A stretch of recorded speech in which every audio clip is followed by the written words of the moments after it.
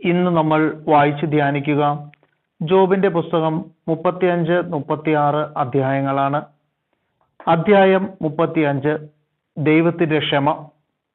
എലീഹു പറഞ്ഞു, ഇത് നീതിയാണെന്ന് നിനക്ക് തോന്നുന്നുവോ? ദൈവത്തിന്റെ മുൻപാകെ നിഷ്കളങ്കനാണെന്ന് നിനക്ക് പറയാൻ കഴിയുമോ? എനിക്ക് എന്തു ഗുണം? പാപിയാകാതിരുന്നാൽ എന്തു മെച്ചം എന്ന് നീ ചോദിക്കുന്നു. ഞാൻ നിനക്കും നിന്നോട് കൂടെയുള്ള സ്നേഹിതന്മാർക്കും മറുപടി നൽകാം. ആകാശത്തിലേക്ക് നോക്കി കാണുക, ഇതാ നിന്നേക്കാൾ ഉയർന്ന മേഘങ്ങൾ.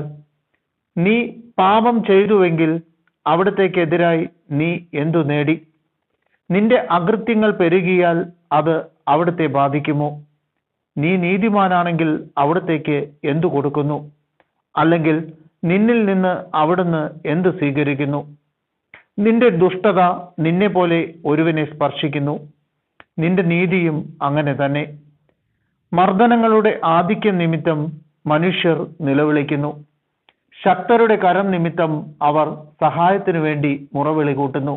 എന്നാൽ രാത്രിയിൽ ആനന്ദഗീതങ്ങൾ പകരുന്നവനും മൃഗങ്ങളെക്കാൾ ബുദ്ധിയും ആകാശപ്പറവകളെക്കാൾ അറിവും നൽകുന്നവനുമായ എന്റെ സൃഷ്ടാവായ ദൈവം എവിടെയെന്ന് ആരും ചോദിക്കുന്നില്ല. അവിടെ അവർ നിലവിളിക്കുന്നു, എന്നാൽ ദുഷ്ടരുടെ അഹങ്കാര നിമിത്തം അവിടുന്ന് ഉത്തരം നൽകുന്നില്ല. തീർച്ചയായും പൊള്ളയായ നിലവിളി ദൈവം ശ്രവിക്കുകയില്ല, സർവശക്തൻ അത് പരിഗണിക്കുകയുമില്ല. നീ അവിടുത്തെ കാണുന്നില്ലെന്നും നിന്റെ പരാതികൾ അവിടുത്തെ മുൻപിലാണെന്നും നീ അവിടുത്തെ കാത്തിരിക്കുകയാണെന്നും പറയുമ്പോൾ ആ പരിഗണന കുറവായിരിക്കും. ഇപ്പോൾ അവിടുത്തെ കോപം ശിക്ഷ നൽകാത്തതുകൊണ്ടും അവിടുന്ന് പാപങ്ങൾ അധികം ശ്രദ്ധിക്കാത്തതുകൊണ്ടും ജോബ് പൊള്ളവാക്കുകൾ ഉതിർക്കുന്നു, അർത്ഥമില്ലാത്ത വാക്കുകൾ ചൊരിയുന്നു. അധ്യായം 36 സൃഷ്ടാവിന്റെ നീതി. എലീഹു തുടർന്നു, എന്നോട് അല്പം ക്ഷമിക്കുക, ഞാൻ വ്യക്തമാക്കാം. ദൈവത്തിനു വേണ്ടി എനിക്ക് ഇനിയും പറയാനുണ്ട്. എന്റെ വാദത്തിന് വിശാലമായ അടിസ്ഥാനമുണ്ട്. എന്റെ സൃഷ്ടാവിന്റെ നീതി ഞാൻ സമർത്ഥിക്കും. എന്റെ വാക്ക് വ്യാജമല്ല. ജ്ഞാനത്തിൽ തികഞ്ഞവൻ നിന്റെ മുൻപിൽ നിൽക്കുന്നു. ദൈവം ശക്തനാണ്, അവിടുന്ന് ആരെയും വെറുക്കുന്നില്ല. ശക്തിയിലും ജ്ഞാനത്തിലും അവിടുന്ന് പ്രഗത്ഭൻ തന്നെ. ദുഷ്ടനെ അവിടുന്ന് വകവരുത്തുന്നു, ദുഃഖിതരുടെ അവകാശം സംരക്ഷിക്കുകയും ചെയ്യുന്നു. അവിടുന്ന് നീതിമാന്മാരിൽ നിന്ന് തന്റെ കടാക്ഷം പിൻവലിക്കുന്നില്ല. അവരെ രാജാക്കന്മാരോടുകൂടെ എന്നേക്കും സിംഹാസനത്തിലിരുത്തുന്നു, അവർക്ക് മഹത്വം നൽകുന്നു. അവർ ചങ്ങലകളാൽ ബന്ധിക്കപ്പെടുകയും പീഡാപാശങ്ങളിൽ കുടുങ്ങുകയും ചെയ്യുമ്പോൾ അവിടുന്ന് അവരുടെ പ്രവൃത്തികളും അഹങ്കാര നിമിത്തമുണ്ടായ പാപങ്ങളും അവർക്ക് വെളിപ്പെടുത്തുന്നു.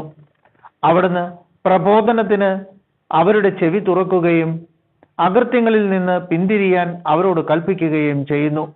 അവർ അത് ശ്രവിക്കുകയും അവിടുത്തെ ശുശ്രൂഷിക്കുകയും ചെയ്താൽ അവരുടെ ദിനങ്ങൾ ഐശ്വര്യത്തിലും വത്സരങ്ങൾ ആനന്ദത്തിലും പൂർത്തിയാകും. എന്നാൽ ശ്രവിക്കുന്നില്ലെങ്കിൽ അവർ വാളാൽ നശിക്കുകയും ഓർക്കാപ്പുറത്ത് മരിക്കുകയും ചെയ്യും.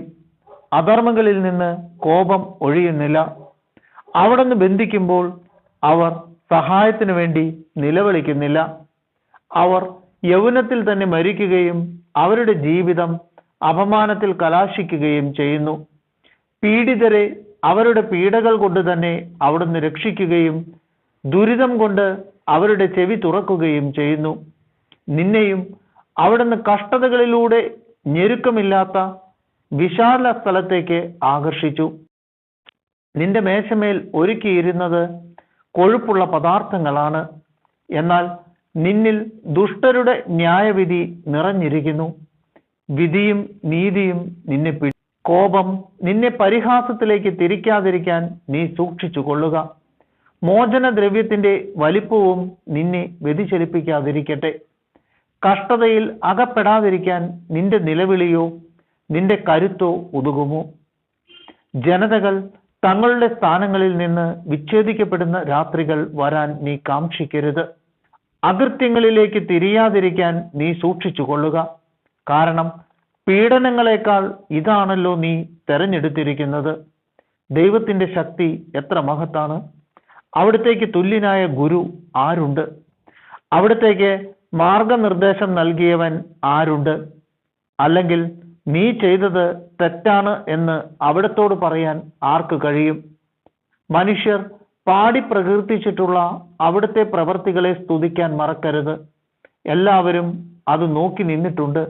ദൂരെ നിന്നു കാണാനേ മനുഷ്യന് കഴിയൂ. നമുക്ക് ഗ്രഹിക്കാനാവാത്ത വിധം ദൈവം മഹോന്നതനാണ്.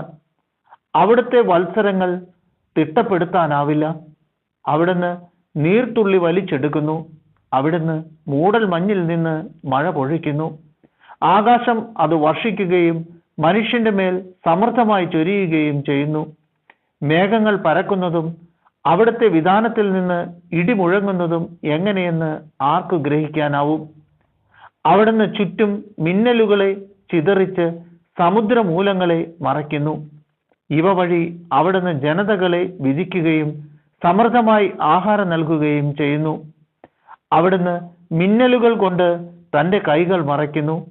ലക്ഷ്യത്തിൽ തറയ്ക്കാൻ അതിനെ നിയോഗിക്കുകയും ചെയ്യുന്നു. അകൃത്യങ്ങൾക്കെതിരെ രോഷം പൂണ്ട് അസഹിഷ്ണുവായവനെ കുറിച്ച് ഇടിനാദം വിളംബരം ചെയ്യുന്നു.